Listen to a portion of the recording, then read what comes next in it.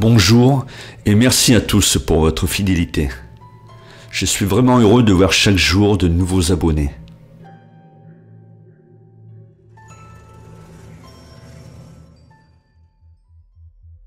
Mes dernières semaines ont été extravagantes.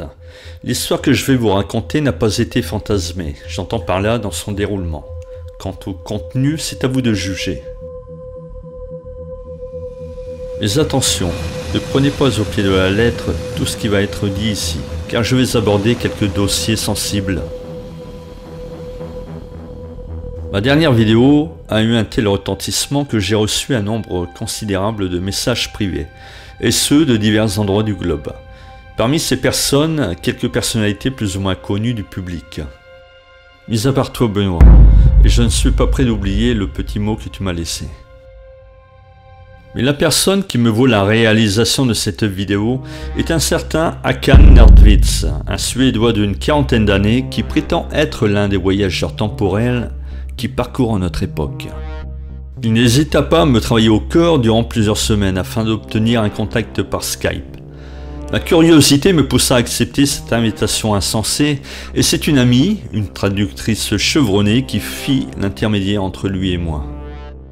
Håkan commence par me dire qu'il a visionné ma vidéo, un voyageur du temps arrêté par le FBI, grâce à un ami canadien, et me confirme que toute cette histoire est vraie, mais qu'on essaie de la discréditer comme pour l'affaire de Roswell. On distille la bonne information à travers des sources peu fiables. Puis il enchaîne en me parlant de son propre cas. Il me dit avoir fait la une des médias dans son pays en dévoilant sa rencontre avec son double du futur. Voici l'histoire telle que je l'ai racontée en 2006, me dit-il. Suite à une fuite d'eau, je me suis hissé sous l'évier de cuisine afin d'effectuer la réparation. Mais là, j'ai vu un tunnel qui semblait profond, très profond. J'ai rampé, puis aperçu une lumière blanche. En arrivant au bout, j'ai été brusquement expulsé du tunnel. Je me suis ensuite retrouvé face à face avec mon double âgé de 72 ans. Je venais de traverser un trou de verre. J'écoute attentivement son récit sans laisser apparaître aucune émotion, bien que je me demande ce que je fais là à écouter un tel illuminé. Néanmoins, je le laisse poursuivre. Et il continue. Je dois t'avouer quelque chose, j'ai un peu menti, mais c'est sur les conseils de mon double. En fait, je n'ai jamais voyagé dans le futur, c'est lui qui est venu vers moi. La machine à remonter le temps ne sera accessible au public qu'à partir de 2042, mais c'est très cher. Ce sont mes actions d'aujourd'hui qui conditionneront mes voyages du futur, en 2042 quand j'aurai 72 ans. J'ai eu plusieurs contacts avec mon double, et par le biais de mon smartphone, j'ai filmé une scène où je suis avec lui. Ça me sert de preuve pour monnayer mes interviews dans les médias. J'ai vraiment besoin d'argent et c'est urgent, car j'aurai une belle opportunité à saisir d'ici peu. Je dois acquérir à tout prix de l'or, car nous allons bientôt connaître un scandale mondial concernant la spéculation de ce métal précieux. La plupart des gens achètent de l'or sous forme de titres papier. Or, les gouvernements nous vendent 100 fois plus d'or virtuel que d'or physique. C'est une véritable arnaque. À l'heure actuelle, les coffres de Fort Knox sont vides. Pourtant, ils sont censés contenir la totalité des réserves d'or des États-Unis. Et c'est la même chose en Europe. Autant te dire que le prix de l'or va exploser. Si j'ai un conseil à te donner, garde tout ce que tu as de tangible qui a de la valeur, comme les objets de collection ou les objets d'art, et débarrasse-toi de toutes tes monnaies fiduciaires, ou pire encore de toutes tes actions en bourse. Ce n'est pas pour rien si ton président a exonéré d'impôts sur la fortune tous les placements financiers. Fuis la bourse comme la peste. Ce que je veux, c'est que vous, partout, vous alliez le faire gagner, parce que c'est notre projet. À terme, ils vont ponctionner tous les comptes de particuliers, et personne n'ira dans les rues. Car depuis des décennies, les gouvernements mondiaux poussent nos civilisations vers l'individualisme, afin de casser la cohésion sociale, et ils y arrivent. Nous sommes dans l'ère du chacun pour soi. Puis Håkan revient sur l'histoire d'Andrew Carlson. D'après mon double, l'affaire d'Andrew Carlson est pour eux un cas d'école. On leur montre avec lui ce qu'il ne faut pas faire avec les voyages temporels. D'ailleurs, il sera incarcéré en 2256 pour avoir enfreint le règlement. Mais d'autres seront sanctionnés avant lui, comme cette femme surnommée Lady Babushka, Une dame qui va se rendre le 22 novembre 1963 à Dallas sur un point stratégique afin de filmer l'assassinat de JFK. Lady Babushka a elle-même été filmée par plusieurs témoins. Tout a été archivé et tout est disponible sur internet. Ce n'est pas une blague, fais tes recherches. À travers ces enregistrements, on se rend bien compte que cette lady n'était pas surprise lors des terribles événements. Elle va passivement filmer le meurtre du président américain, alors que tout le monde fuit le lieu, dans tous les sens, sans savoir où aller. Cette femme ne sera jamais retrouvée, et elle reste encore pour nous tous un vrai mystère. Cependant, de retour à son époque, les images qu'elle a saisies lors de l'assassinat de Kennedy seront récupérées par les autorités. Cette scène filmée mettra un terme au secret qui touche ce drame national américain. Sans rentrer dans les détails, voici après enquête les conclusions définitives sur cette affaire. La mafia de Chicago planifia l'assassinat du président en raison des menaces qu'il faisait peser sur le crime organisé. Elle trouva l'homme idéal pour accomplir cette lourde tâche, un certain Lee Harvey Oswald. Oswald fut placé à la fenêtre du 5e étage d'un dépôt de livres scolaires, et contrairement à ce que certains pensent encore aujourd'hui, il n'y avait pas d'autre tireur que lui. Oswald, équipé d'une arme de guerre peu précise, tira 2 balles sur le président. Pour son premier essai, Oswald loupa sa cible. La balle atteignit la route, mais un éclat toucha JFK. Lors de son second tir, Oswald fit mouche. La balle traversa le cou de Kennedy, puis blessa grièvement le gouverneur Connally.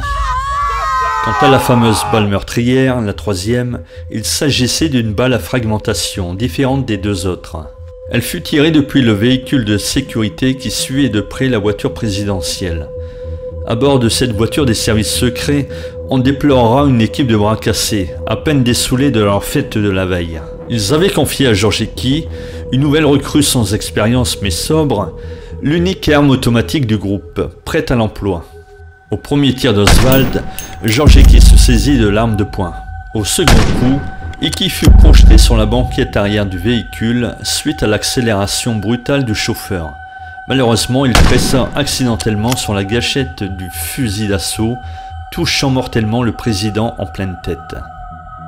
Ce n'était qu'une simple bavure étouffée par des responsables de la CIA soucieux de protéger leur corporation. Les délits dus au voyage temporel seront passibles d'emprisonnement et les Américains auront une agence composée des meilleurs scientifiques chargés d'anticiper les conséquences liées aux modifications de l'histoire. Les gouvernements du futur n'essaieront jamais d'empêcher les grandes guerres du passé, car les risques encourus sont trop importants. Néanmoins, ils modifieront certains aspects de notre histoire. C'est le cas pour Nelson Mandela. Alors qu'il mourut en prison le 23 juillet 1991, on changera sa destinée afin qu'il puisse survivre à son incarcération et devenir le grand président d'Afrique du Sud que nous avons tous en tête. Dans les années à venir, cette rectification aura des conséquences très favorables pour les USA. Or, une frange importante de la population mondiale garde en mémoire les traces de la première version de l'histoire, même si des changements ont eu lieu. On a d'ailleurs un livre qui nous prouve cette affirmation.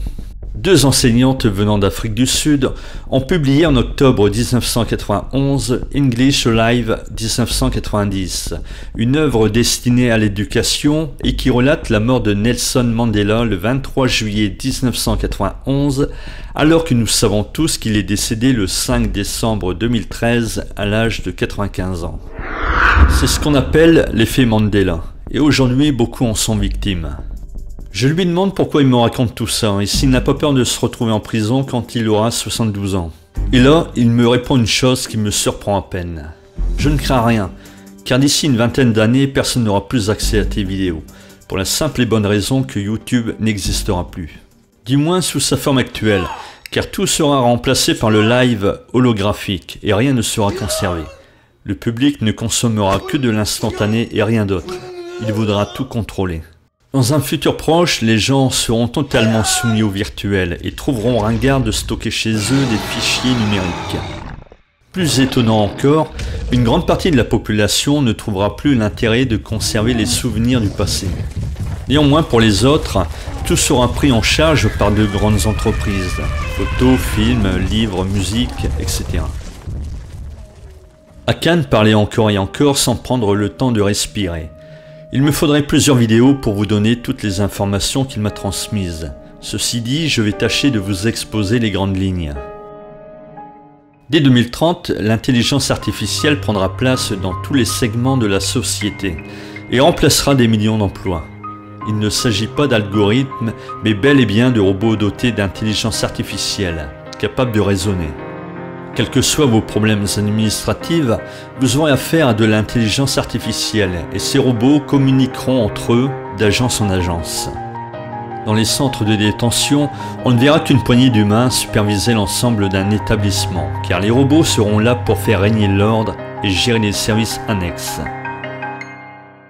Les véhicules seront autonomes et il sera impossible de les contrôler sauf en cas d'extrême urgence.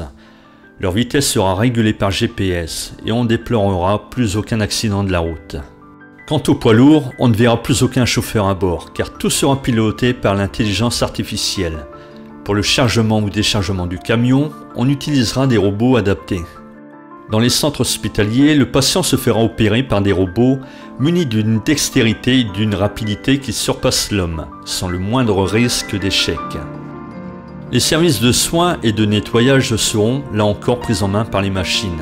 Je m'arrête là car je ne peux pas énumérer tous les domaines d'activité où l'homme sera remplacé par l'intelligence artificielle.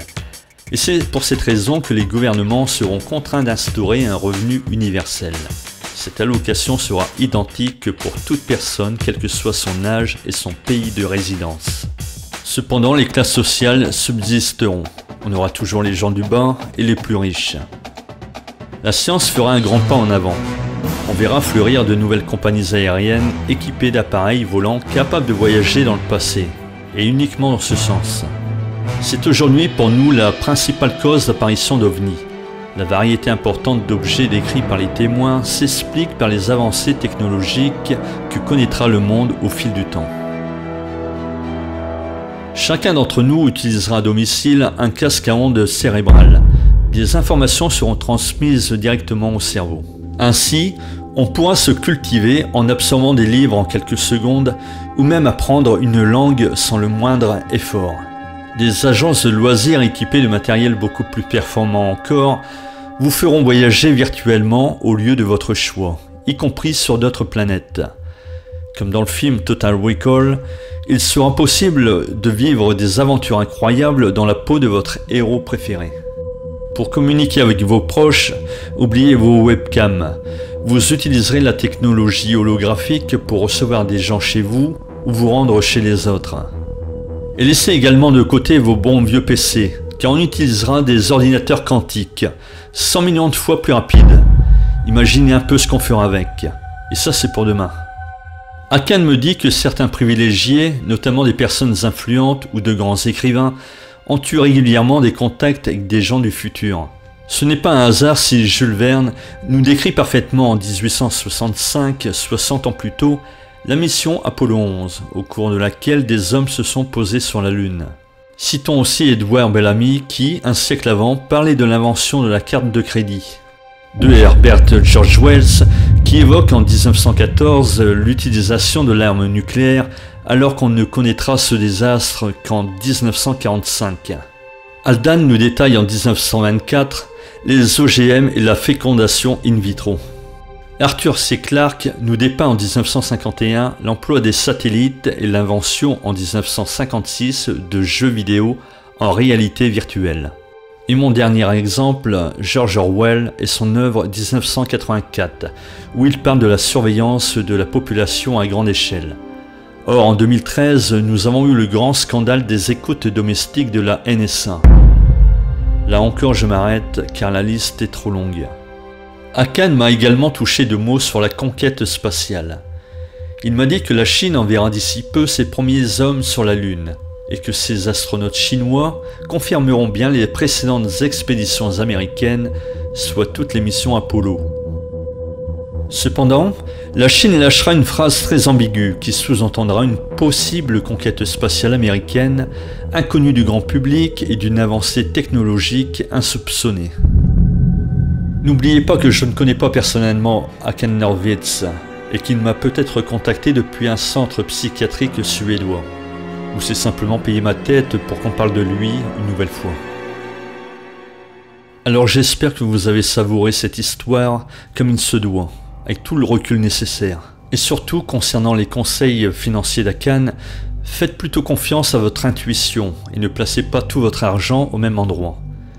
Gardez bien en tête ce vieil adage, il ne faut pas mettre tous ses œufs dans le même panier. Et pour conclure ma vidéo, voici les derniers mots d'Akan Nordwitz. L'AMF propage depuis 2006 une fake news. Elle dit être à l'origine de mon histoire dans le cadre d'une campagne publicitaire. Pour rappel, l'AMF est une institution financière française. En d'autres termes, elle est l'autorité des marchés financiers dans votre pays.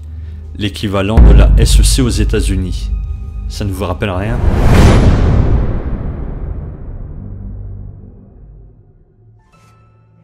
Pour rester en contact avec moi, abonnez-vous. N'hésitez pas à laisser en commentaire vos impressions, d'y apporter un complément d'information et de partager cette vidéo, car c'est le meilleur moyen de réveiller les consciences.